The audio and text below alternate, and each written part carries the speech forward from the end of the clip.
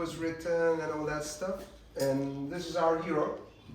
I don't know if you know this. This is the bird. We call it Zümrüt Anka in Turkish. It exists in every culture pretty much. In the Persian culture, it's called simurg, and in the Greek culture, which is like the most westernized version of that, is called the phoenix. The phoenix, that is, it symbolizes the thing that actually raises up from the ashes. So the mother, basically, the mother bird dies, actually burns, and from the ashes, there the children comes out from the ashes. So there are different stories, myths about this bird, but as much as we know is basically nobody has seen this bird. It's hidden somewhere on the mountains of, we call it Kaf. I don't know what you guys call it. It's somewhere in Russia, and it's called the Green Mountain. And the bird supposedly lives on top of that mountain. And again, nobody has seen that bird. And the story that I wrote is basically a modernized version of a story which was written in the year 1200 by a Sufi called Ferideddin Attar. Attar is not well-known Sufi, but he is basically almost like a role model of Rumi. Most of you guys know Rumi, I'm assuming, right? Everybody pretty much knows who Rumi is, right? Okay. It's very famous in Turkey, but I'm pretty sure it's very famous also in the US. There's a guy whose name is Coleman Barks. Thanks to him, it made it really possible for people to access Rumi's poetry. And when anybody thinks about Sufism, usually Rumi is the first one that comes up mind. And the whirling dervishes and everything. I don't know if you've seen the whirling dervishes. Do you know the meaning of whirling dervishes? Anybody knows what it stands for? What it symbolizes? Yeah. The movement of the Free dance. I'm sorry. Free dance. Free dance. Okay. Yeah. The movement of the cosmos, actually. It's the reverting to the soul. Right. Sorry, what's this one? Hold on just 1 second. Okay, what else? It symbolizes something global. Have you ever tried Yes. the dancing, the movement? Yeah, it's like everything turns, right? Everything turns. Atom turns, the planets, they turn. So it symbolizes something that turns, and it's everything starting from the microcosmos and going all the way to macrocosmos. Everything turns. But Rumi symbolizes something else with the turn. He says, well, there are two legs, right? When you turn, one of the legs is basically constantly here. The other one, you're basically doing a movement. So what it really means is this leg that doesn't move is the one that actually symbolizes, it's almost like a tree, that you have a connection with your roots. You cannot, if you don't have connection with your roots, you're basically all over the place. Now, the other leg, on the other hand, turns, makes movements, and Rumi says, I am with all the people. So when he mentions 72 nations. I am with 72 nations. So that means there are two things. A, you have to have connection with your roots. But B, you also have connection with everybody else. you cannot choose one of them. They have to go together. So the tradition goes with the modern. Now, the biggest problem that we have, especially after the Industrial Revolution, is basically we thought the science and the religion, they don't go together because of the Vatican in early ages, right? Like Copernicus, thinking about all those guys who wanted to do something with the sciences, and the church doesn't accept them because the church doesn't want to lose the control. So when the new movement started, the Industrial Revolution, they said, we don't want to hear anything about the religion because religion is the one that actually stops us improving science-wise. And so from that point on, there was an improvement, there has been an improvement in sciences, but there is no spirituality behind that. So when we say this is a science, it has to have a condition of, it has to put human in the center. The idea of human has to be in the center of that thing. So it has to be something for the benefit for people, because otherwise it's not science anymore. So now Rumi says, well, here's the tradition and here's the modernity. These guys should shake hands. So we have to have that as well as that, because in the old days it says either religion or science, or either science or religion, vice versa. So this whole movement basically symbolizes being in the middle, connecting those two things, tradition and modernity. And also, he makes this arm movements like this. I don't know if you've seen that, right? That means I take it from God and give it to people. I'm just a channel in between. I am nobody but the channel. So in our book, now coming back to Feridettin Attar was the role model of Rumi himself. And we don't know much about that person, but he lived in the area called Nishabur, which is right now, I think, in Iran. And he speaks Farsi as well as Turkish, so we always say he's Turkish, the other guy said he's Farsi. We have hard time to share that guy because he's very important. And so the story goes, his story is called The Conference of the Birds. I don't know if you guys ever heard The Conference of the Birds. It's a famous story from the perspective of the Sufism. So the story goes like, we have a group of birds. They want to meet this guy.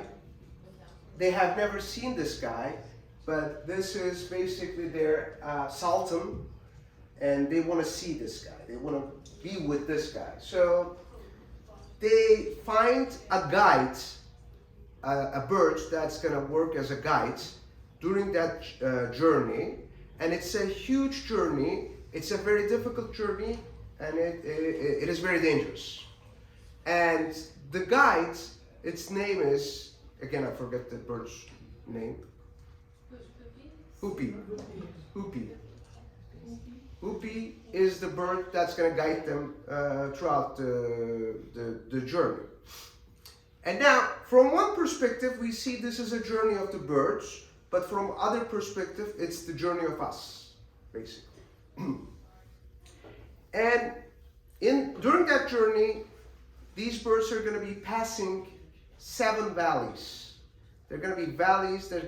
Some of the birds are going to be eliminated during that during that journey.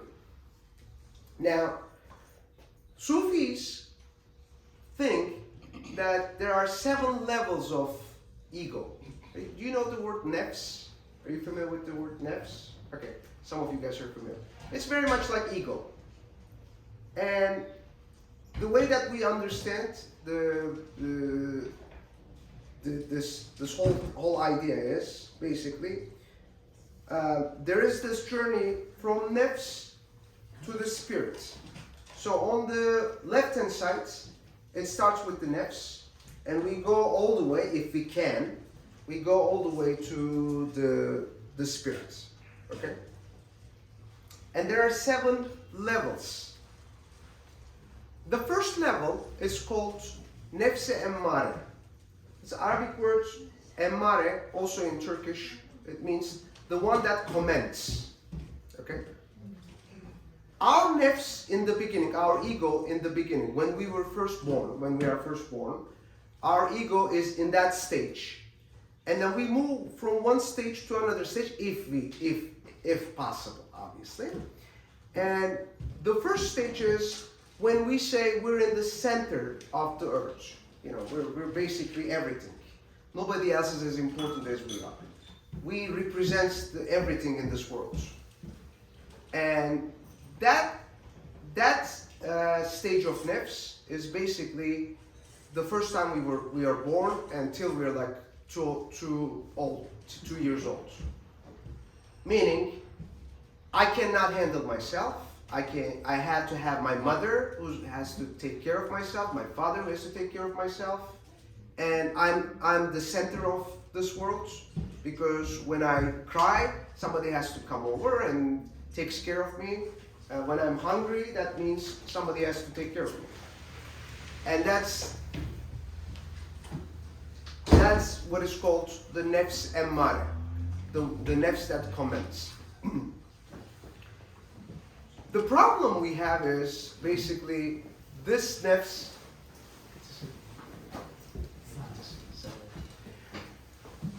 This is when we need, within this stage of nefs, we have to be between 0 and 2 years old, right?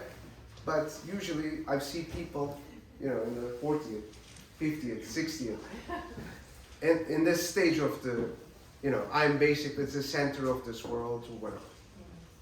Now, this is the human side of things. Let's go back to our book, and we have, that means it represents a valley.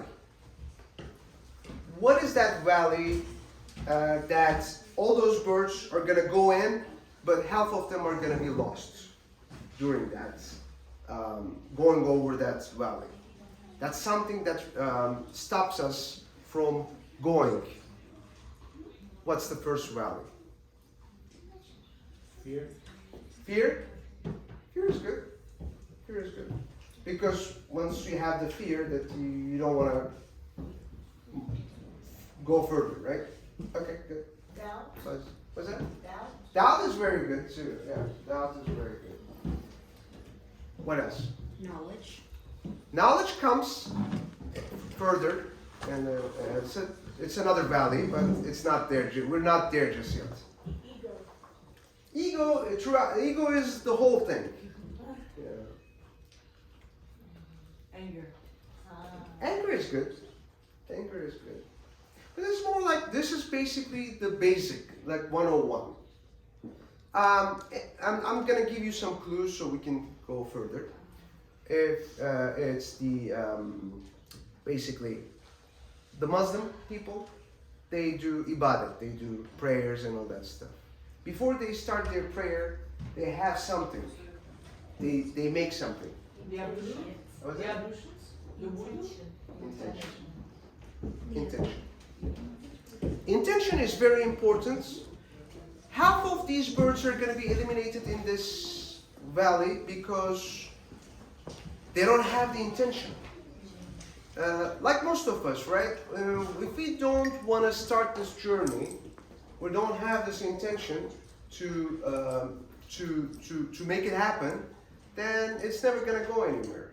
So as I give this example of starting a diet on Monday and ending the diet on Monday. Ending it with no Next prayer. Monday, right? Starting Wow. culture. We at least spent like 2 days. But if there's no intention, believe it or not, it's never going to happen. And we always give this example because it makes sense in this book. There's a very famous bird called nightingale. Nightingale is very important from the perspective of Sufis because it represents something. There's always it symbolizes the love between the rose and the birds. They all go together. It's a symbol basically. In most of the books that we see these two guys, the bird, the nightingale bird, and the rose.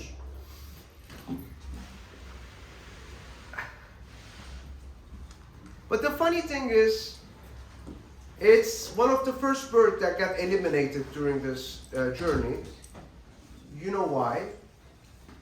You know why the nightingale gets eliminated in the beginning of this journey? Well, you can Just guessing. it doesn't have pride. It doesn't have pride.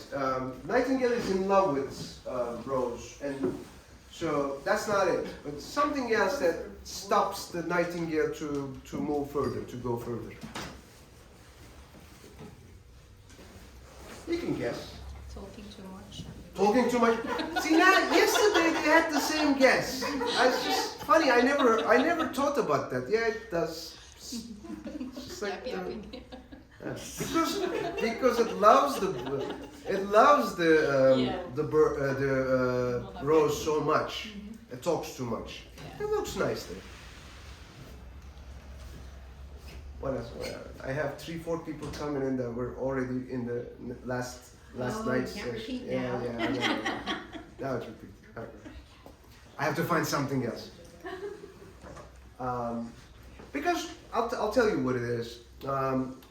The nightingale says, "Why would I go why would I go see the simurg while I have the rose in my environments, right? Because whatever I need is here on this earth. Is it right?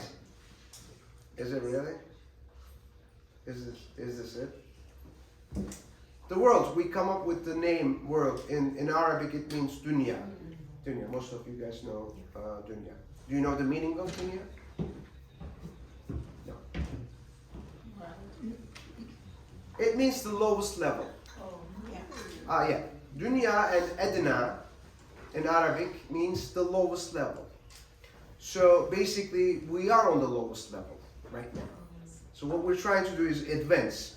But if you want to stay on the lowest level, it's free will, you can do that. That's how the nightingale acts, I want to stay here because I'm fine with my rose and that's the only thing I really care about. But that's not how it is, really. So you don't have the intention, you get stuck here. And you get stuck with the nefs emmare too, while the nefs emmare only goes for, between those years of 0 to 2. Now we go to another valley called. The second valley is a very important valley when it comes to. It's almost like the humans, the goal that we're here. What's the second valley? Our purpose. Our purpose. What is our purpose in this world? One of the purposes, I guess. Knowing yourself? That's gonna come. That's gonna come. That's gonna come. I guess the Sufi says we were created from that. Created from? From Earth. that. Earth. From that. No, not earth. Love. No. The second valley is the valley of love. But a lot of birds get stuck in this valley as well. They cannot advance to another valley. Why? It's too sweet. It's too sweet, yeah, basically. But is that a real sweetness? I Not guess really. not, but I guess not, yeah. Because while you're there, it's super sweet. Exactly. While you're there, it's super sweet. Why is that so sweet? What's behind that? What is behind that that makes it so sweet for a time being? Or maybe it's more? I don't know. Is it forever? It's an illusion. Huh? It's an illusion. It's an illusion. Nice. Nice. It's an illusion. But what is the source of the illusion? It's a shadow, rather, right? It's Materials. yeah. Materialistic. But illusion. there still has to be some kind of source because it reminds you the time that you were born. Because like Sufi said, if you were created from love, that means you see an example of that, right? But what is that? And also, we are not static beings. Yeah, we're are dynamic. always Right? changing. Yeah, we change. So we love something, and time passes. We change. The object or person we love, or the material we love changes. What changes really? What Our changes? perspective changes. Is it really our perspective that changes? Even the perspective changes. If the source is there, you still will be in love, unless the source is no longer there. Here's the deal. Okay, this is how I think what's happening. Everybody has a part from God. In the Quran it says, I created people, right? And I actually breathe out the spirits into them, blow into them. You know, I have spirits. We all have part of God, right? We do? Okay. Now, if I'm in love with somebody, that means I'm in love with that somebody because I can see the parts from God. It's a reflection of God. It's almost like we're mirrors, right? We all are mirrors, and we reflect as much as possible the reflection of God. Basically, it reflects from us. So if I am in love with somebody, that means I can see the reflection. But when the reflection is over, then I'm no longer in love. So that means being in love is being in love with the source, not being in love with the vehicle. You follow? So we are not in love with the mirror, we are really in love with the reflection that the mirror We are in love with the reflection. Once the reflection is no longer there, or once that person cannot reflect anymore because of bad mirror, then that means we're not going to be able to see that, and we're not going to be able to love that anymore. Because love only happens with the source. Love never happens with the vehicle. Vehicle is only for time being. Follow? It's just like the moon. We enjoy to see it. Exactly. And that's what Prophet Abraham said. When he first saw the moon, oh yeah, this is got to be the God. Then the moon goes down and says, well, this cannot be God anymore. Then the sun comes up, and then he says, well, the sun might be the God, and then the sun goes down. So those are not God. But being in love basically is being in love with your creation, with the creator, right? But all of these guys are going to get lost. Most of those birds are going to get lost in that valley because they're actually in love with they're in love with the vehicle, not with the source. And that's what we are too. And when you look at from the second point of the stages of nefs, the one we said nefs-i emmare, what's the second stage? In Arabic we called it nefs-i levvame. Lev. Lev stands for, the word stands for, you're basically, how do I say that? What's the English word for that? Blaming. Blaming yourself. Like when the Christians, they have, Catholics, they use this word, mea culpa. When they go to the Father, they say, I am sinned. Father, I am sinned. And the Latin word for that is mea culpa, right? That's exactly what it is. But that's actually very a good stage, because now you blame yourself instead of blaming other people. In the first stage of nefs, you blame everybody else. If something bad happens, never is your fault, right? But in the second stage of nefs, now you have this nefsi levvame, during the nefsi levvame, you accept your faults. And that's a beautiful thing. That's just like, you know, like a quantum leap almost. From the emmare to the levvame. Who is the one who did that first in the history of the world? Adam. Adam? Yeah, Adam. Adam. When Adam actually took the apple, or whatever you call it, I think it's a more Christian symbolism, the apple. But when he takes the apple, and God asks both the Satan and Adam, why did you take the apple? Why did you make him take the apple? Right? Satan says, I don't have power. You're the only one who can make things happen. So it's not my fault. It's your fault. Right? That's Satan for you. On the other hand, Adam said, well, I am too small. You're too big. I cannot say this is your fault, because I did that with my own free will, right? Well, obviously the Satan was there. Which one said the right thing? I guess that's a question. From the Sufi point of view, everything comes from God. The Satan said the right thing because he doesn't have any power. But even that, accepting your faults is the thing that saves us. And that's what saved Adam.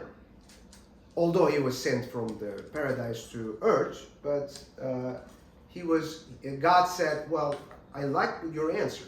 I don't like Satan's answer. Because he didn't accept the faults. So, it was good, but also the Adam. The Adam, exactly. The word that is in Quran is basically, I made your adab best, the best adab. So, the second stage of the nefs, from the nefs emmare, is nefsi levvame. Now going back to our guys, the birds. What's the third value? Now, we went from the intention, the value of intention, then the second value is the value of love, and what's more than love, I guess? What is it that we really desire to have? Knowledge. Knowledge. Good. Knowledge. What is the problem with this valley when they get stuck in this valley? There are some birds get stuck in the valley. We're getting elimination. The first valley, a lot of birds get eliminated. In the second valley, lots of birds get eliminated. What's the third? What's the problem with the knowledge? You start to think that you're self-sufficient. Exactly. That's good. You're self-sufficient. Self is the word that I'm looking for. Self. My knowledge. We quote Socrates' words. It says, the only thing that I know is I don't know anything. Right? Huh? That's right. All I know. Exactly. Thank you. What does that mean? What does that mean? Knowledge doesn't come from me. Thank you. The knowledge comes from where? From the source. It's exactly the same problem in the first value, really. The first value was, love. But who do you love? Who do you really love? Do you love the reflection, or do you love the actual source, or whatever? And the same thing goes for the knowledge as well. Is this my knowledge? Is this really my knowledge? Or is this that the knowledge belongs to some source? And every time I have a chance that I can reach out and take the knowledge down and put it in my realm, right? If birds think the knowledge is theirs, then they get stuck in that valley. The other ones, they advance. Let's go back to our nefs thing, level. What's the third level of nefs? Mulhima, right? Mulhima comes from the word ilham in Arabic. It means inspiration. Inspiration. Now you're in a better stage of the nefs. Emmare is behind you, meaning you don't always think you're the center of the world, right? There's a second stage we had. Now I know that some of these things are my faults. I actually criticize myself. I can criticize myself, which is really good. Now I do good things for other people. That means God starts speaking to me. Actually, that's not right. God speaks to me every time. I started to actually hear that. Right? He's always there. He always talks. He's always in Quran. He says, "I am closer to your, to you more, closer than your, vein, whatever it is." The jugular vein. Yeah, the jugular vein. That means I am basically the closest thing to you. But until that stage, we never hear. Until he talks to us, but we never hear that.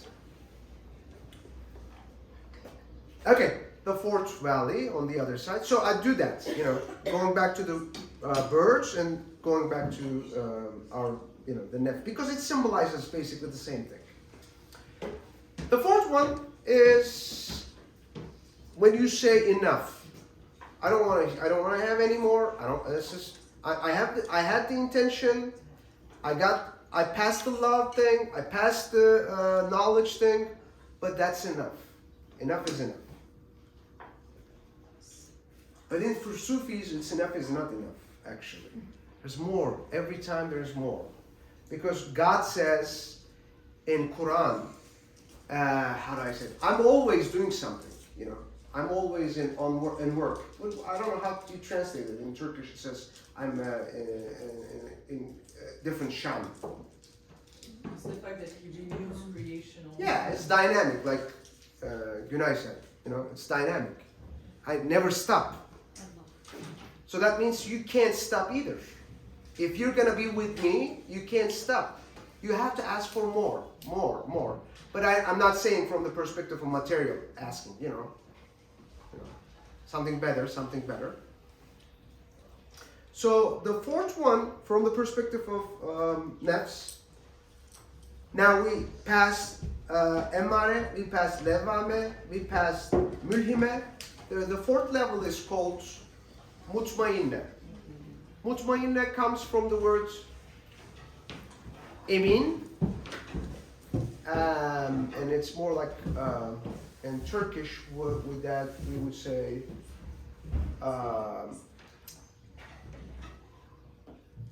to be sure about something, 100% sure. It's like 2 plus 2 is 4. Acceptance. Huh? Certainty. Yeah. We call it yakin. Yakin. Certainty. I am certain. Something bad happens, I am certain that it's done in the good of the whole system, right? Something good happens, it's good for the whole system, right? I am certain. So, going back to our birds, the fifth valley comes. The fifth valley is unity. Unity means everything is the same thing. It's just the reflection, it reflects differently. Everything comes from God. But the problem with that is, it's very difficult to understand unity because your brain doesn't work that way. Your brain is not equipped to understand the unity. Because your brain, the way it works is basically, it has to compare things.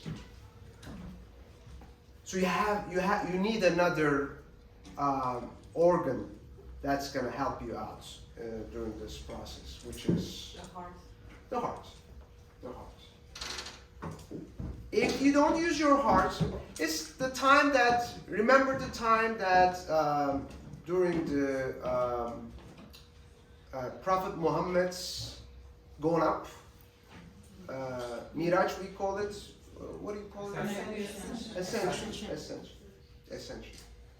At one point, the Gabriel, the angel that actually goes with him all the way up, he said, I can't go anymore.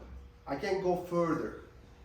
They get to a stage and Gabriel says, I can't come with you anymore. Why would he say that? What does Gabriel represent actually? Knowledge. Gabriel represents Revelation. actually the intellect. Gabriel represents the intellect of Prophet Muhammad.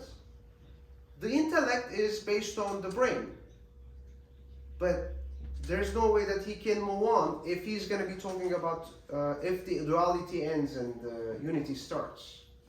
So Gabriel, the angel Gabriel, has to leave. He can't go further. Is it also that it's not given permission? Obviously. Just to enter, you have to. Obviously, yeah. It's a new realm, and you can't enter that. Only Prophet Muhammad says. It also symbolizes, it says, in Quran, human beings are the most improved or the most important creation among all the other creations, basically.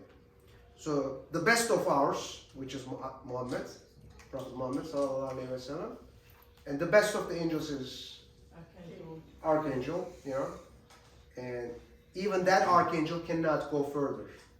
And that represents the unity needs to be understood by heart rather than the brain. So at that point, you can't have, your brain is not going to be able to help you, or your mind or your intellect cannot help you anymore. And the next level, the next valley that several birds are going to be lost is going to be named, I can't say this word because it's Turkish, my pronunciation is bad. It's A-W-E. Ah. Okay. Ah. Oh.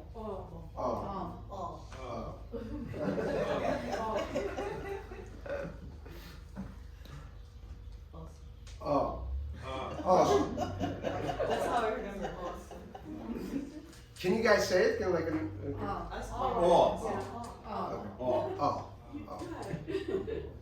O is a point. Now you're back to duality again. These guys are now there's duality, right? But in this duality, you understand the unity. You understand the unity. So that's like further up there. But still, that some of the birds are not going to be able to comprehend that, and they're going to be stuck in that valley. Our last valley is called nothingness. Nothingness. Meaning, there's nothing, basically. And what does that mean, really? Nothing is what? Nothing is what? Nothing is everything. What is it? Nothing is everything. Nothing is everything, but how do you come to that? Okay. When you look at this wall, what is it? There's nothing over there. What can you do? What can you do on that wall? Everything. So, for everything to happen, you have to be nothing. And the way Sufis explain that is basically, if you're nothing, God takes you over. If you're something, then God is not going to take over. Right? Because you still have something from yourself. If you're not yourself anymore, then basically God takes over. And when God takes over, that means you're everything. Right? So nothing is basically, like you said, everything. So we pass all those 7 stages. Oh, on the other side, we were saying, what did we say? Emmare, levame, mulhime, mutmainne. The 5th level is called raziye. Raziye means that you're basically whatever content.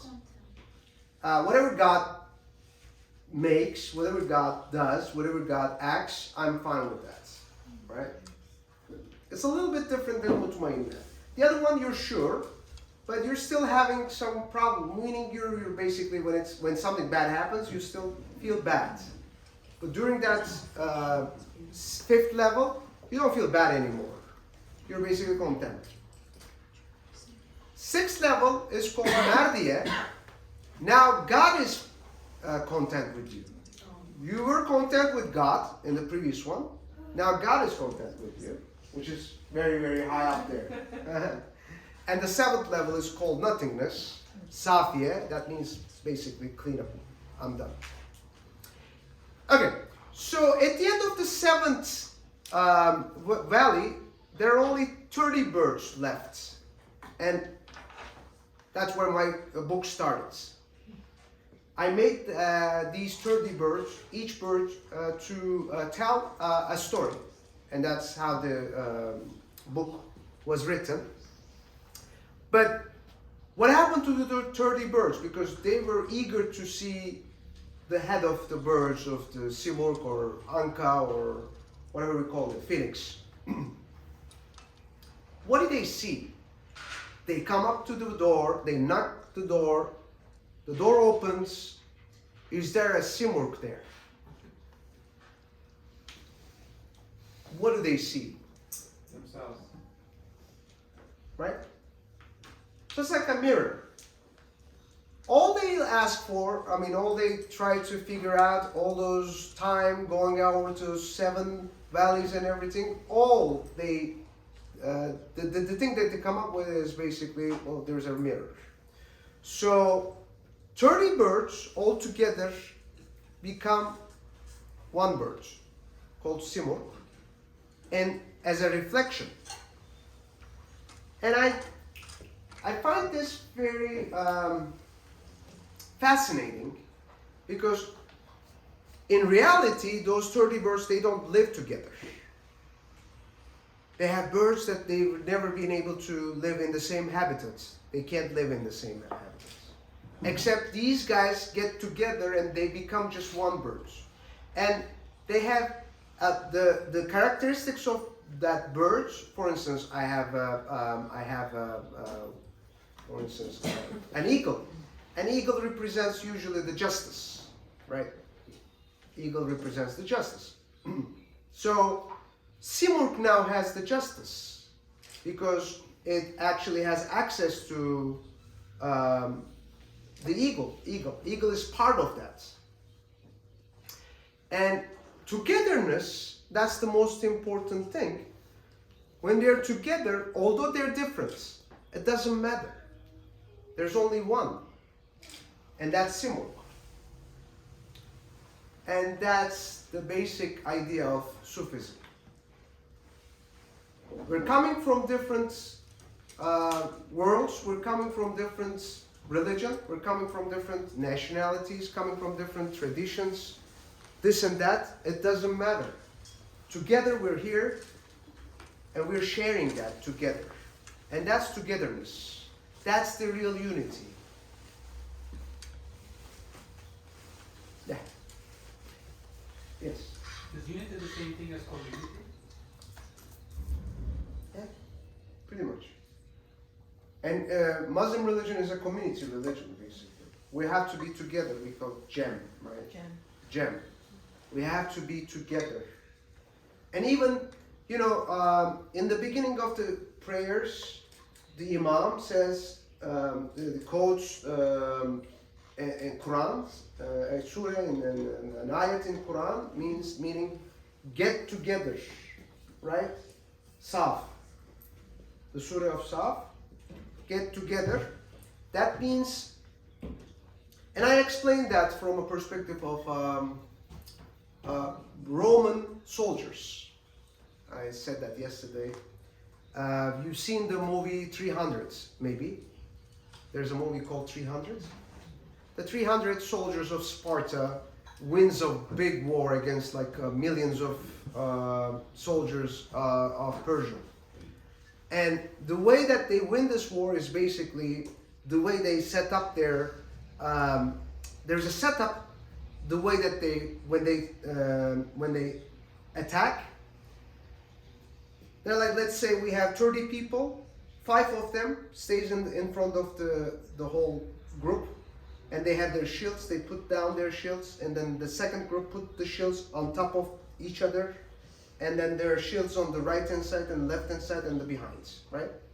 When they try to attack, they take out the shields, the first group of people, raise their shields, and the spears come from the behind, and then they attack. And they work as almost like a machine, just one single machine. And these guys, the soldiers, are even coming from different cultures, different religion. They're not alike each other. They're, some of them are fat, some of them are small, some of them are taller. It doesn't matter, because they work as an army. They work together, and because of that togetherness, there's no way that the others can win, as long as they're together. Meaning, from the ayats, you have to be together. If one of them raises the shield before he's supposed to, right? That means somebody else is gonna go in, and basically the whole system is gonna collapse. So you have to be basically synchronized, and that's how it works as a group of Sufis. The Sufis are synchronized, and they work as like a machine, together, under unity. And that's what Simurg stands for, as far as I understand, from my perspective. Yep, that was the story of the birds. So I make 30 birds, and the funny thing is, Feridettin Attar, who wrote this in Persian, he used the word Simurg. Simurg means 30, Murg means birds, so actually it starts with the 30 birds. So we already knew that there are going to be 30 birds at the end. Why 30? That's a good question. We have to ask that to Feridettin Attar. No indication of why? I don't know There are why. so many mystical numbers in 30? 30 I never knew them. Not really, unless you guys know. 40 I know, but 30, I don't know why you Maybe use the we word. can find answer It's later. probably the bird's name is Simurg to begin with. So the 30 doesn't come from that. The 30 comes from the actual name of the birds. Yeah. Unless anybody else knows why the 30 Because is. it's made with the 3 and the 0. Mhm. From the 1 comes the 2, from the 2 comes the many, but from the 3 comes the nothing. That can work. Yeah. 3 is the number of creation.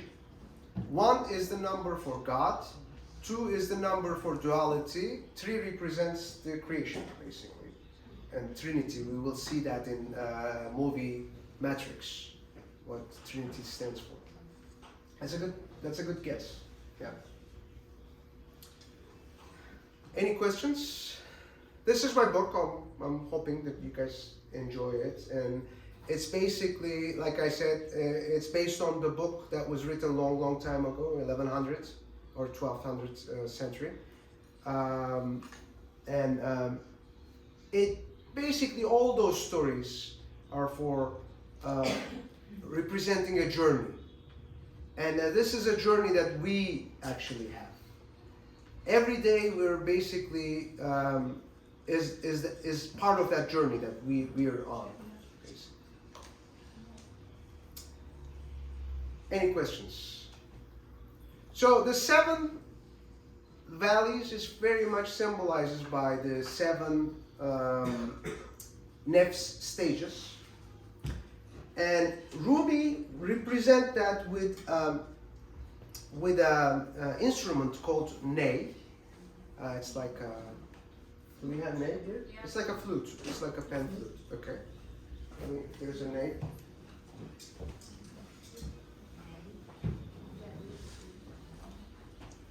Okay, well,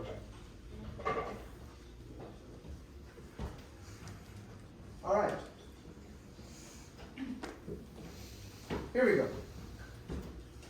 This represents the perfect human. How? The human, or before the perfect human, there's human. And the human, the story of the Ney is basically, we collect these guys from the, they're like together, these guys are together in a swamp, right? And then we take one of them out. The first stage of this process is basically taking this away from where it belongs, taking it away from the home. And each of us are actually not home. We were home, we're no longer home because this is Earth. Earth is not our home. And that's the beginning of this process of this instrument. Now the second thing that we do is basically take out all the dirt. And to do that, basically we go in with like another sharp thing and get rid of everything inside. Then the third process is basically we burn this. Inside of this hole, we burn it to make it perfect, clean it up. And then we have 1, 2, 3, 4, 5, 6, 7 holes. That represents the 7 stages, okay? Then this becomes the perfect human. How do we know this is perfect? Makes a The sound. sound that it makes. Makes a sound of whomever Breathes into it. breathes into it. And that's like the perfect mirror, like the example that we gave in the beginning as a perfect mirror. So now this is perfect because it doesn't add anything. It doesn't add anything from itself. You follow me? Because there's nothing itself. This is no longer that thing to begin with. It's empty. And that's what nothingness, that explains the nothingness. Because if there is something in it, and if I try to breathe in, then it's not going to make the same sound as if, it's not going to make my sound, because it's going to add something from itself. Like judgment. Anything, judgments, anything that's going to add. And that's going to, because of this, because of the nothingness, this is the head of the instruments, which is the perfect human. Same thing goes with the perfect mirror. When Prophet Muhammad, there's a story in Mesnevi, says there are caliphs of the prophets after him. You know, there's one Abu Bakr, and there's Umar. So Abu Bakr sees Prophet Muhammad sallallahu alaihi wasallam. He says, "What a friendly person are you?" And then there's Umar. He said, "Well, I have never seen a person as just as you are," right? And there's Abu Jahl, who doesn't like Prophet Muhammad. He says, "I have never seen such a I hate to say that, but such a ugly person." Because everybody sees him or herself in Prophet Muhammad, because Prophet Muhammad is a perfect mirror. So the idea is we have the potential in our journey to become a Ney or become a perfect mirror. How do we do that? How do we do that? In Turkish, we use the word, in Arabic, it comes from the Arabic word tecelli. I don't know if you've ever heard tecelli. Manifestation is tecelli. Tecelli comes from the words, there's like another word that comes from tecelli actually, which means to clean up. It's called jila. Jila. Our hearts are our mirrors, basically. but once our hearts get dirty, we cannot reflect the actual source. So the way that we have to clean the heart is similar to this. Taking out from where we are. We come to the gurbet. Now we're in a different world. We take out the dirt, we burn it, we put 7 holes on top of it.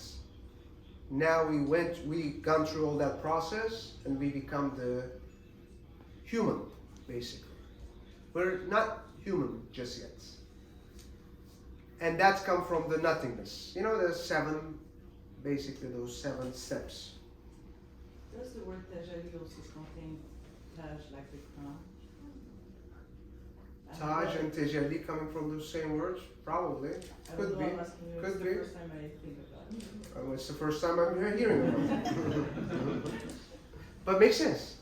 I like. So if you clean yourself, maybe because when you were saying that the human being is the most exalted being that God Right. has created, Right?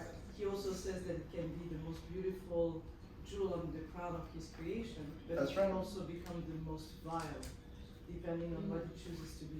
There you go. There you go. Even they're not coming from the same root, now they are. Maybe. With that explanation, that works perfectly. Right. No. Well, that's the story. Any other questions? Which one was your favorite bird? My favorite bird is hut, which is the hoopie, the guide Guide. bird, the bird that guides, basically.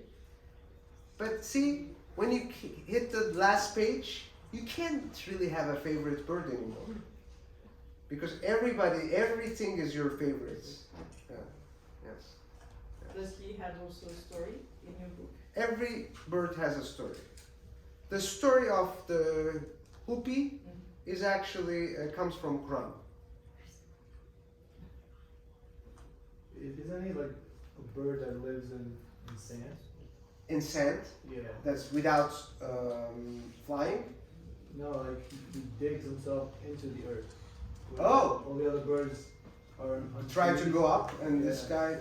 He rather digs himself into the earth. Not one of the 30 that I have. You talk about hoop. Oh, you're talking about Hutut. Oh, Yeah. he did that during the time. He's the bird of Suleiman, the Solomon, the king. When they get stuck in the desert, he is the one who found the fountain. He found and he dig. That's when he dig. Yes. So he brings the upward, the horizontal and the vertical, and he combines them together. Perfect. You can fly and you can dig. See? That's a perfect way of explaining that. Yeah. The symbolization of the Hajj, the cross, actually, the vertical and the horizontal movements. Yeah. Yeah. Any other question? You guys seem to be very tired. Yes. Too much? Too much stuff? Okay. It's not a question, but it's like maybe to think about together. These 7 steps are sequential, Right. but what we experience in life is kind of sequential, but also like spiral. It is never sequential, actually. The way that I explain it in theory, the theory is sequential. However, the practical thing is not sequential. Basically, during the day, you can be in the Emmare stage, you can go to Levvame, you can go to Mulhime, you can go to Mutmainne. Every minute you can move from one to another. And think about that, we do that all day. For instance, when I watch soccer, I'm Emmare. 100% Emmare. Or you're in traffic. Traffic is very much Emmare. In Istanbul, traffic is double Emmare. No, double Emmare. But I mean, during the time that I feel like, okay, well, this is my fault, then I move up to Levam. And there are times that you feel like, okay, God is talking to me. It's so there's not really a mathematical way. It's not like proportional. You can go from one to another. But if you hit mutmainna and up, then you don't go down. You don't go down because now, pretty much up to mutmainna, it's your will. But after that, it's God's will. So. So after Mutmainna, you cannot really go further unless you have a guidance? Well, during the whole thing, you need a guidance. Yeah. According to Sufism, you need to guidance of Hütüt from the get-go, starting with Emmare. But it's just that's discipline of Sufism. It can be some. The philosophy may be different. The social thing could be different. This is not the only way to reach God, but this is one way of reaching God. But that way requires a guide. In Sufism, there's always a guide. And during that process of, like the sequential and unsequential thing, the guide helps us to make these things better or easier, rather. Hütüt, or whatever it represents, the guide, is during that journey you're going to be facing a lot of problems. You're going to be seeing a lot of problems, right? And to have the guide right next to you, it's going to help us during this process. Because without the guide, being able to do that by yourself is extremely difficult. And dangerous, maybe. And very dangerous, yes. So it requires a guide. And I must quote Fariha, Sheikh Fariha. Mm-hmm. She said, when you're on the path alone, it's like imagine two babies, two infants. Right. And both babies have the stomach ache, but the one with the guide is in the arms of the mother with the stomach ache, Right. and being held, comforted, and the other one is crying all alone by himself or Right. herself. Right. Exactly. Right. And when I think about it, I always think of like you travel. Yeah, it would be really good to have a travel agency. The travel agency knows where to stay. The cheap hotels.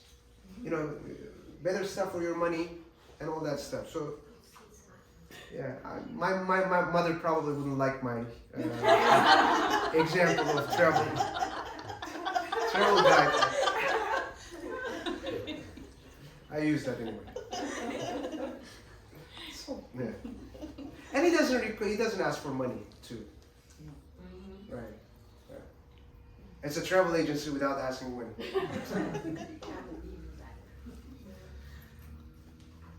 Anything else? When you talk about the three birds and they each have their own characteristics, I'm envisioning like when the moment calls and the right characteristic comes out. Yeah, exactly. Yeah. It's The divine. whenever Like it, the divine, right. The attributes. The attributes, right? You can use any attributes. Anything that you need at that point of time. If you need justice, you use eagle. If you use, I don't know, hawk, you want to see something which is further up, the hawk has really good eyes. And all that stuff. That's why I was asking the question of 30, because depending on the tariqat, some of the founding fathers of the tariqats have received a number of attributes. Right. So I was wondering if it was That's usually 40. When it comes to, remember the number 40 usually is I don't know why they use 30 for similar, probably. Most likely there is a reason behind that. But 40 means 40 is the number for cleaning. Cleaning? Cleaning. To be clean. To be 40 is the number Like for It's also considered. Like, Safi. purifying. Cleansing. Cleansing is. It's the right also word. considered the age of spiritual maturity. That's why true. Prophet Prophet Muhammad Muhammad- started deceiving yeah, before Also quarantine days, right? Yeah, the Italian word for this is quarantina. That means, you know, when the 40 days, when the 40 days is over. In quarantaine. Yeah, exactly. Like how Exactly. it's 40 days, how How- like Halmet, Chile. Chile in means Chile means 42. Yeah, 40 means the cleansing. The 40 years in the desert of the Hebrews. Yeah, exactly. Moses, and Right. 40 days of Christ in the desert. 40 days of Christ, 40 days of exactly cleansing. If you do something like there is this story of Abu Hanifa, one of the very famous scholars in Islam.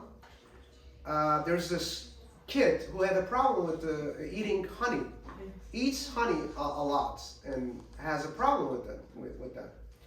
And they take him to Abu Hanifa, and they said, well, can you please ask the child not to eat honey because it's dangerous for him? Abu Hanifa says, give me 40 days. Give me 40 days, and at the end of 40 days, I will tell you. I will tell the child. And he says, at the end of the 40 days, they get together, and he says, my child, don't eat honey. And he stops eating, right? But the mother is, well, why 40 days? He says, I tried for 40 days whether I'm going to be able to live without the honey, and I was able to do that. Now I'm able to tell the child that don't eat honey. Right? So yeah.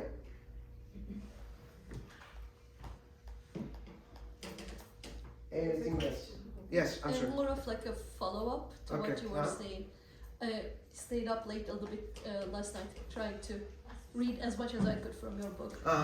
And Dove, the story of Dove, the Dove? loyalty. The loyalty. So like when, well obviously it's true I cannot do justice to that, but basically when he was in doing something that was really hard, he forgot his loyal, Vishnu's loyal servant forgot Oh to yeah. call his name. Oh yeah.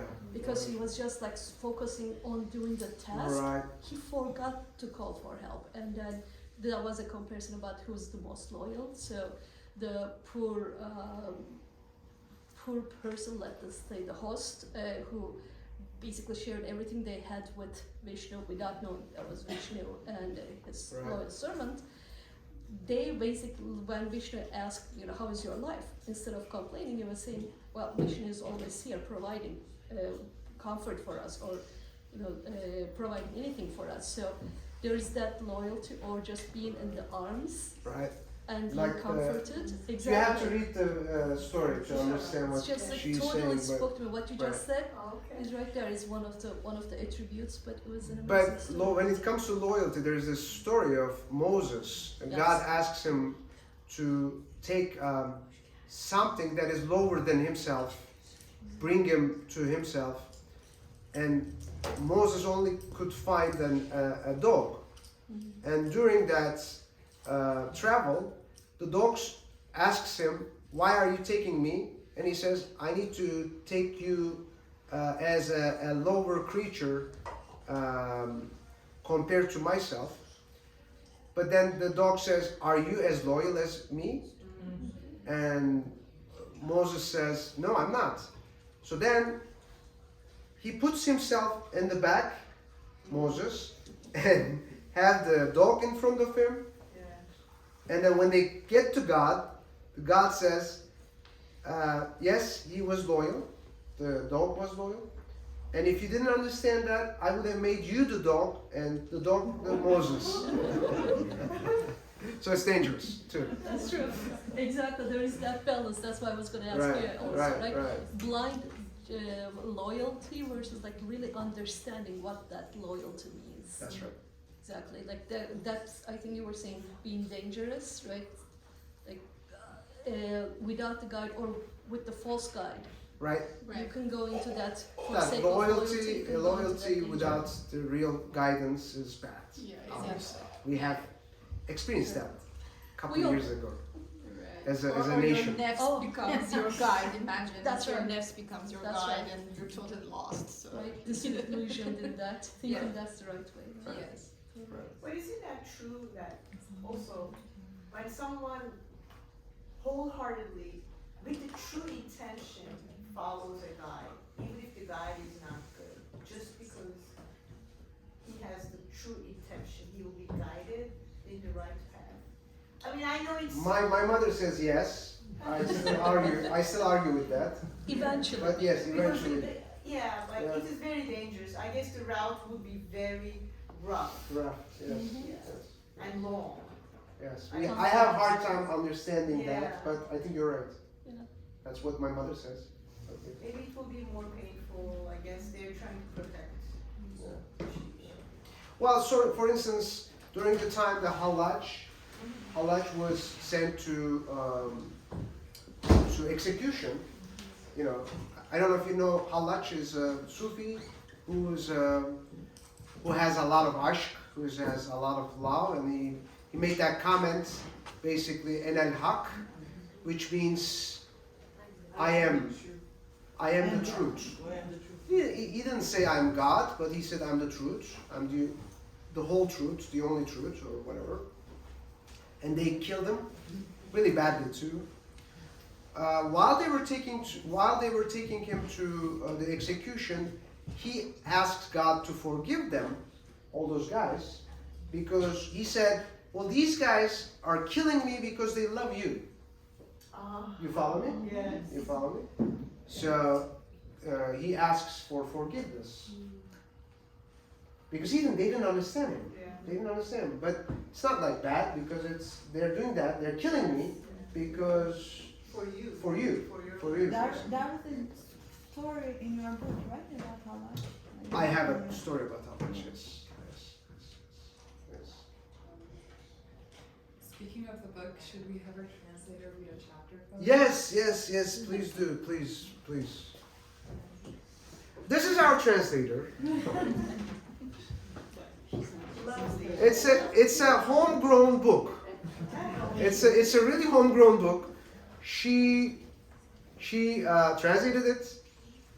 She promoted it. Wow. He published it. Where is Arjuman? He published it. Who So, published it? well, he helped me to publish it. Oh, okay. Yeah. So the whole family basically worked on it, other than me. Everybody. Please. Like the 30 birds together. Like the 30 birds together, exactly.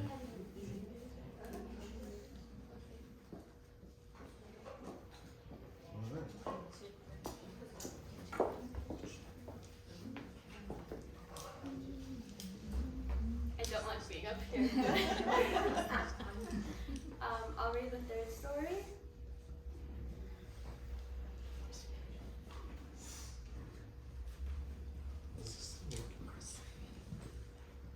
Oh, this thing's working.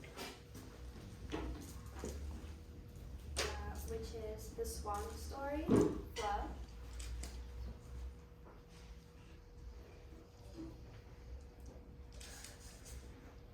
He had not found the time to think about what he needed to bring with him before setting off on his journey. He guessed the place to which he was going would be cold. Since his wife departed, he had not been able to maintain order in the house. Denver was usually cold this time of year, and the place to which he was heading was 5 hours further north. When his grandfather was alive, he used to tell T stories about the Shan River camp every night. This was the tale of the white man forcing the Sioux to live on an area of 11,000 square kilometers in the world's largest open-air prison, and the stories have been passed down from generation to generation since the early 1900s. T was the last of his generation of Sioux who had grown up with white people, and to be honest, he had never been interested in his ancestors' painful history. But the pain he had experienced in the last few months had left him feeling so helpless that he had come to seek solace in the old wives' tale. T had finally been convinced by his cousin that he could be a healer in the ancestral lands, which he had only visited a few times on short trips. T stuffed the first few sweaters he found in the closet of winter clothes into his duffel bag. He thought that he would only be staying at the camp for a few days anyway. If necessary, he could buy a few items from a nearby settlement. He couldn't afford to waste any more time. Although he had had a hard time admitting it to himself, this journey might be his last chance before crossing the point of no return. As he walked towards his truck, he glanced at the mailbox, secretly hoping to find a letter from his wife, who had left home. When he opened the mailbox, he expected to find a letter saying that everything would be fine. Instead, he found a court paper notifying him of eviction from his home. He had spent the last 6 months unemployed, and like many Americans, had completely depleted his budget by stretching to buy the largest house he could. It's the nature of capitalism. Everything you buy with the intention of owning eventually ends up owning you. T couldn't help but think it was a bit late for realizing this as he set off with the gently falling snow. By the time T reached the camp, it was beginning to get dark. He tried to find the address his cousin had given him, as his phone's navigation feature simultaneously no longer functioned in this area. Despite being miles away from civilization, an unexpected wave of happiness was rising within him. For the first time, T felt genuinely at home. He had only visited a few times when he was little. His uncle, Peita, who must have been over 70 years old, greeted his nephew at the entrance of the camp, in front of the huts.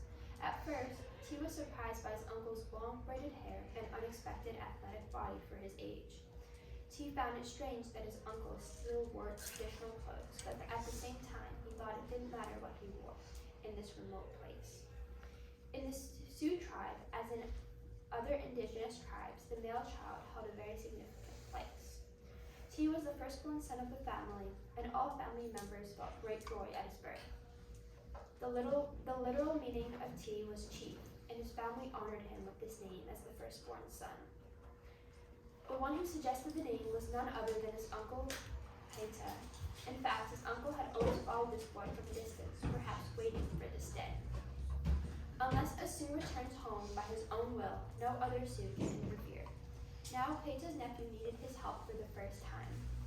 Peita took T to his tent. The heavy, unusual smell T noticed as they sat on the ground suggested that incense had been burned inside recently. As he inhaled this peculiar scent, he tried to understand how a simple Native American tent could be so warm in the middle of winter. From the moment he entered the camp, he was in a realm with very different rules from the world he had come from. Peita poured liquid from a metal container he took from the fireplace into a cup and handed it to his nephew. Noticing the questioning expression on T's face, his uncle told him, "Don't worry, you're home now. We will show you around your home." T had always been the questioning character of the family. Since childhood, he never accepted anything his mind could not grasp. If a realm beyond his sight and touch had helped his ancestors, how could the white man have brought them to this state? While drinking his tea, his mind and heart continued this debate. Meanwhile, a white wolf entered the tent. T returned to his uncle in horror, but he saw that Peita was no longer beside him. He crawled back in fear to the farthest point of the tent.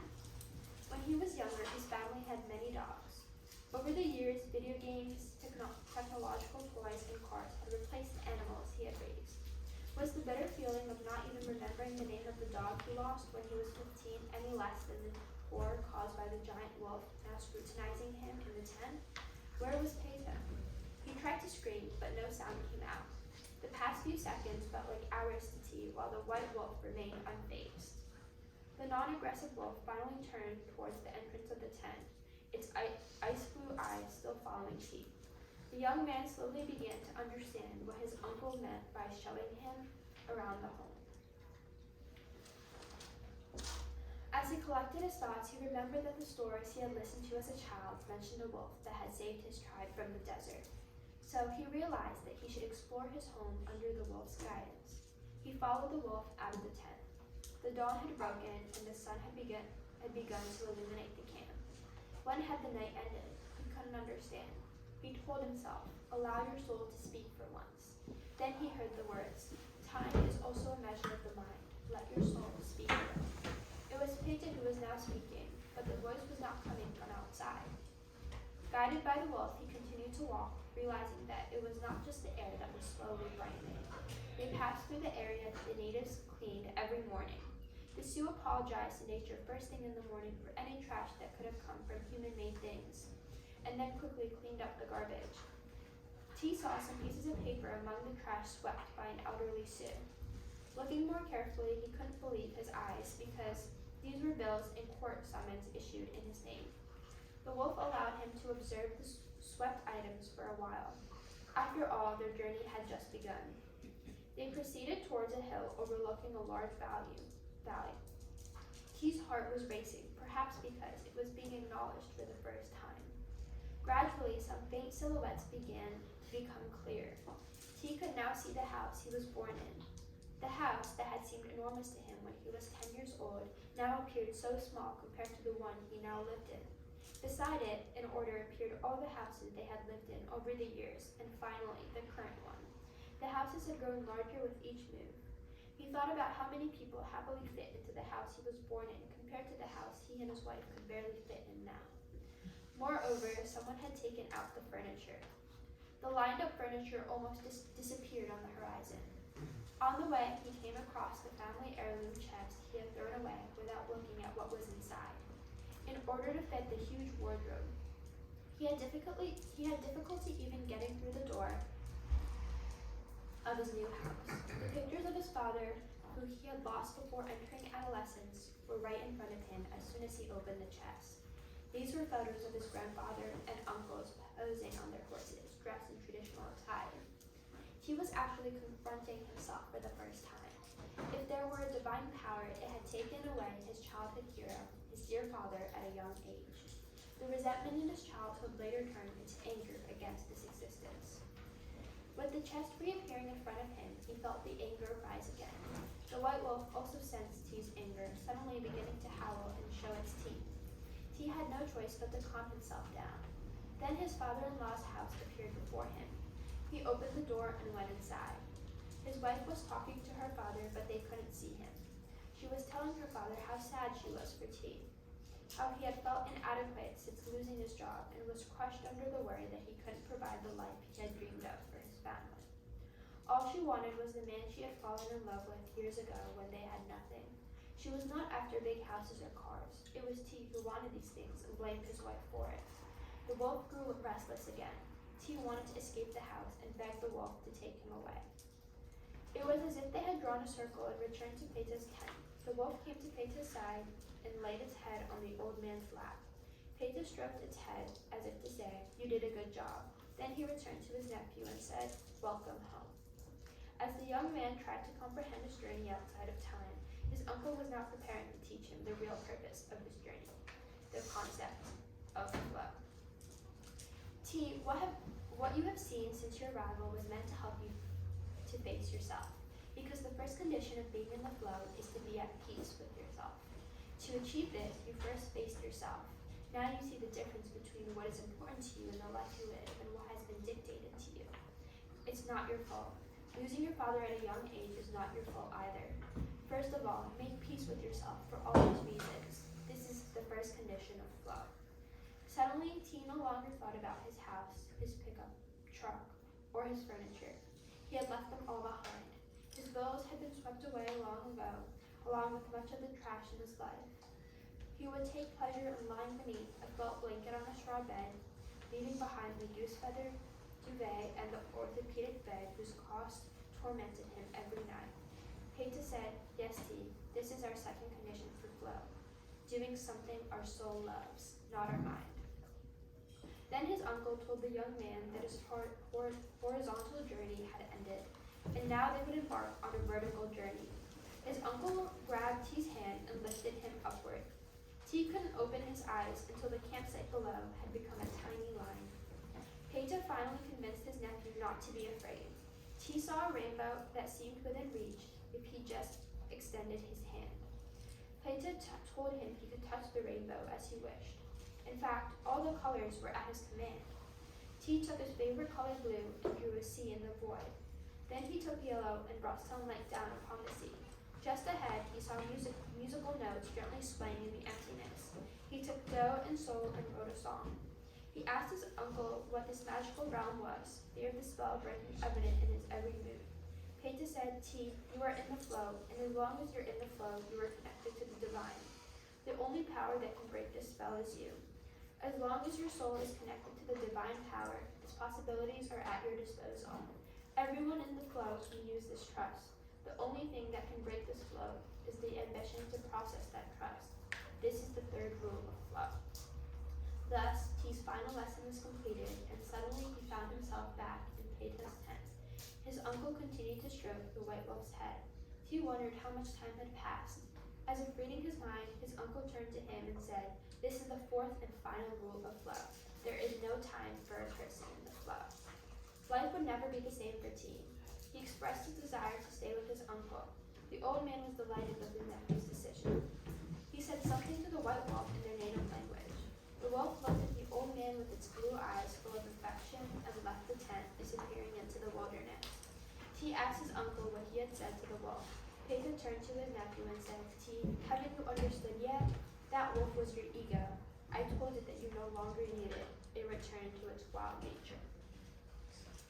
How beautiful it is to settle somewhere every day. How nice it is to flow without getting muddy or freezing. Rumi.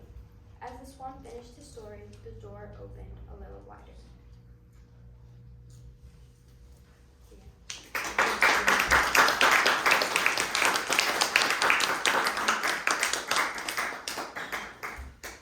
It's much better in English.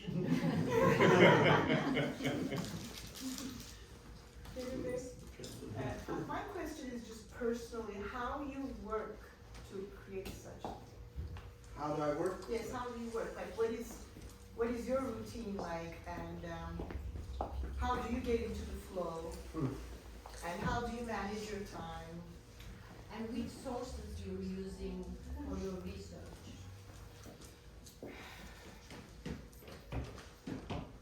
I don't know. Well, it's from the writer point of view, it's very difficult to systemize these things. But my mind works more mathematically. The way that I created these stories is basically 10 of these stories are basically had written before me. So basically, I use them. 10 of them I created new stories, and 10 of them were originally different stories, but I changed them, I modified them. I basically there's no systematic way that I work with. It's just some of the times it just came to me and started writing, and sometimes it just stopped. So yeah, it was something coming up, kind of thing. But how did you, did you do something to allow or to encourage the flow? Yeah, I do, especially, Sufism, the way that I look at Sufism is basically, it's very global. So I try to first collect some of the stories from all over the world. I have stories from Australia, stories from North America, African stories, some stories in the history, and so I try to make it so it's just like a complete mix of things, not from a specific religion, specifically Islamic religion. I had some stories from Jesus, the connection between Jesus, Mary, and John, and so I try to use as much in mythology and stuff like that. So, and we did something which has not been done so far. We did a what do you call that? Audiobook. And when I did the audiobook, I used 30 different people reading stories. And they're all different kind of people. So it's always like connecting these differences. And when I first launched the Turkish version of that, I did it in Antioch. Antioch is someplace in the south side of Turkey, where there's a earthquake. Before the earthquake, I did that. And Antioch is the symbol of 3 different religions. And I really think that it's like differences, different people, different cultures. Harmony. Yeah, it's the harmony that matters, I think. Yes? More like reflection. I'm still reading the book, but what you are saying is really, I think maybe it's kind of that balance. I'm not eloquent, but just like kind of brainstorming with myself. But like there are all these amazing, or I love the word awesome, awesome attributes, right? These 30 different attributes, and in so many different ways. Right. But if together they form that oneness. If there's like out of balance, if like, let's say going back to that loyalty, right, or other attributes, if it's too much, Yes. then it's Has to be in balance. it's not that simultaneous, right? Exactly. It has to Together they form. exactly has to have a balance. Enough, basically, not too much, not too little. Yes, exactly. Exactly. That's why it's amazing how you brought all these different, all around the world, different stories, different cultures together and showing that. It's really beautiful. People have the tendency to say, my religion is the best, my nation is the best, this is the best. But that doesn't work in Sufism. In Sufism, everything has one source. And instead of seeing the vehicle, we have to see the source. And once we see the source, it really doesn't matter whatever you're coming from, what kind of characteristics you have, attributes you have. It really doesn't matter. The source is the same. My father has this, he's not a Sufi, but the way he taught me when I was little, think of it like a freeway, Right. and different cars, Right. all going to the same source. Right. Doesn't matter which car, Right. as long as you're on that freeway. But we have this tendency to always think that our way is the best way. I think our way is the best way for ourselves. For the time being. For the time being, exactly. For the time being, exactly. There's a Turkish Sufi. His name is Misri Niyazi Misri. He's a very famous Turkish Sufi. He says it's like a mountain. You have a path. You go up to the mountain. You don't see other people because they're on the other side of the cliff. When you hit the top, you may be very surprised. You may be very surprised to see all the people that. And we have this funny story. In Turkey, we have these hojas, the teachers. They're very harsh. You know, God is always like, it burns and whatever. And so there's this story. There's the first people coming to the people going to heaven, right? There's a presentation. There's what do you call, not the presentation, but orientation. There's an orientation. In paradise. And they go, okay, this is that, this is this is that. And they go to a room, they're going in front of a room, and the angels say, please be really, really quiet when you pass this room. And then they pass the room, and they ask, why were we so quiet? The angel says, there are the hojas, these in the room, there are hojas from Turkey, right? If they see you in paradise, they would be really, really upset. Please be very quiet. We don't want to be harsh. We don't want to be, especially for the kids and stuff. They don't want to see, an angry God. I think. My mother was asking this 10 years old child. She asks, do you like love? Do you love God? He says, I love the God of my grandmother, but I don't like the God of the other side of the grandmother. That was the case in my family. I like the mom's side, not the father's side. Exactly. Totally. Exactly. Yeah. Instilling fear versus Instead the fear. love. Yeah. Or some kind of a balance. Yes. Fear is still needed, hope is still needed, but there has to be a balance between them. We always say we're almost like a bird with two wings. One wing is the hope, the other wing is the fear. As long as they're synchronized, you always go mustaqim. You be in the sirat al-mustaqim, right? You go straight path. As long as they're synchronized. If one of them actually is, you have the, you basically move it more than the other one. You go to that direction. If it's fear, then you go to that fear direction. If it's hope, you go to that hope direction. But if you're in the middle, that's where you really need. I always ask my students, when you go to the other side, right?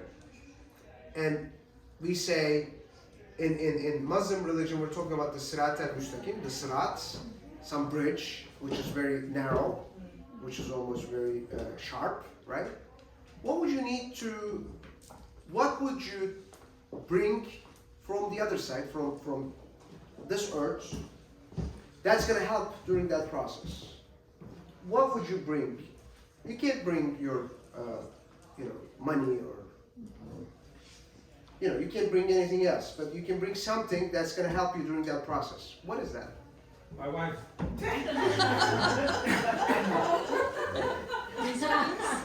My memories. Resilience. Huh? Resilience. Not giving up. Resilience, sure. Focus. That's much simpler than that. Imagine if the sirat, if the bridge is very narrow, right?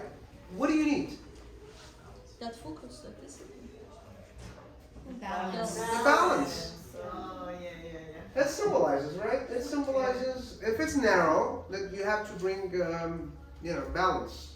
And otherwise, you're just going to go down. Obviously, that's a symbol. It's not like, I would be very pissed if it's the money that we can. like the Egyptians, they put the money in. It's the toll. It's a toll, right? Someone to carry over, right? Right. Monetary toll. Oh, I was wrong. Oh boy. Well, in the medieval times in Europe, they would pay ahead. It would be called, in French they call that Indulgence. indulgence. Yeah. And you know what Martin Luther did, right? Do you know what he did? No, but he was curious about that. But he did something really smart. And the church was selling indulgence, which is, almost like a deed for the paradise. You know what he did?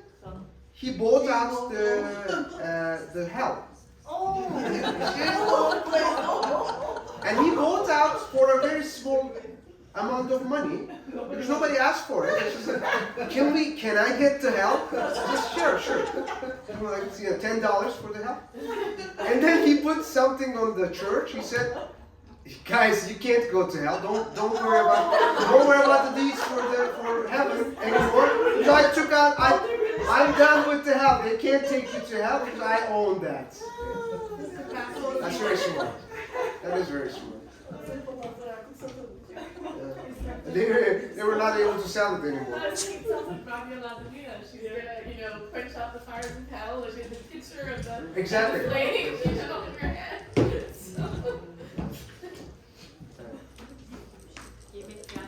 Okay, well, the food is ready, I guess.